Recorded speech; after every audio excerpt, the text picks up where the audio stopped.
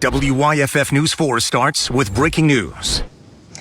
We are following breaking news this morning. U.S. Senator Lindsey Graham has died suddenly at 71 years old. His office confirmed this overnight.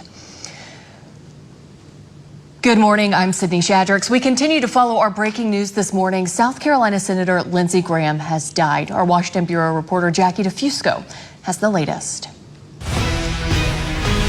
Washington is waking up in shock this morning following news that Senator Lindsey Graham died last night from a brief and sudden illness, as his office described it in a statement, underscoring just how sudden this was. The senator had been scheduled to do an interview on a Sunday morning talk show today. Now, we are still awaiting further details this morning, but his impact on Washington was undeniable. The 71-year-old served in the U.S. Senate for more than 2 decades after also serving in the House and the Air Force. He was one of President Donald Trump's closest allies in Congress. Reacting to news of his death this morning, the president called Graham one of the greatest people and senators I have ever known. He added, quote, "He was always working and was a true American patriot. Lindsey will be greatly missed." Senate Majority Leader John Thune also weighing in this morning, writing, quote, "He was a strong advocate for the United States and a strong ally to freedom-loving countries across the globe. He believed in the might of America to achieve good in the world and dedicated his life to advancing that cause." Graham was a prominent voice on foreign policy, often advising the president on Iran, on the Russia-Ukraine war. Underscoring that influence, his death prompted tributes from several Israeli leaders this morning, including Prime Minister Benjamin Netanyahu. And in fact, just before his death, the senator was overseas meeting with Ukraine's President Volodymyr Zelensky, as you can see in this picture here. Here at home, Graham had been serving as the chairman of the Senate Budget Committee, giving him a central role during the president's second term as Republicans pushed major legislation on party line votes, such as last year's tax law, for example. And as senators mourn his passing, there will also be questions about who will succeed Graham, who was actively running for re-election this year. In Washington, I'm Jackie DeFusco, WYFF News 4.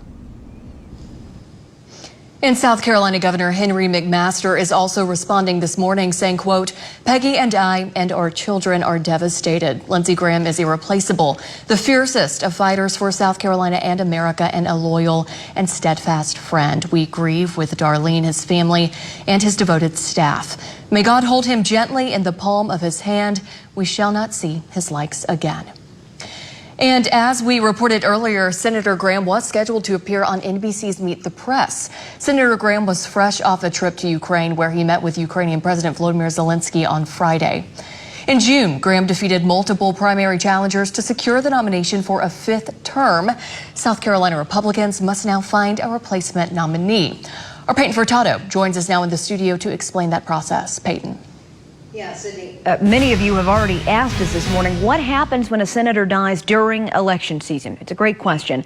Senator Lindsey Graham did win that Republican primary for senator last month, like Sydney just said.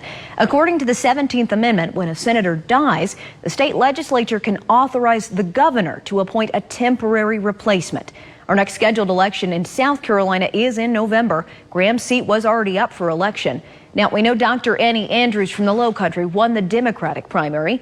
Mark Lynch came in second for the Republican primary, but as of this morning, it's unclear if he'll now be the Republican pick for Senate. We are working to find that out for you this morning. This also comes with a lot of questions for the Board of Elections in South Carolina. Will Lindsey Graham's name still be on the ballot? I just got off the phone with Conway Belangia, the elections director. He is working to learn more for us on that front. Sydney? Peyton, thank you. And as more leaders are reacting this morning, we will continue to follow the latest reactions on Lindsey Graham's death throughout the day on air and online at WYFF4.com.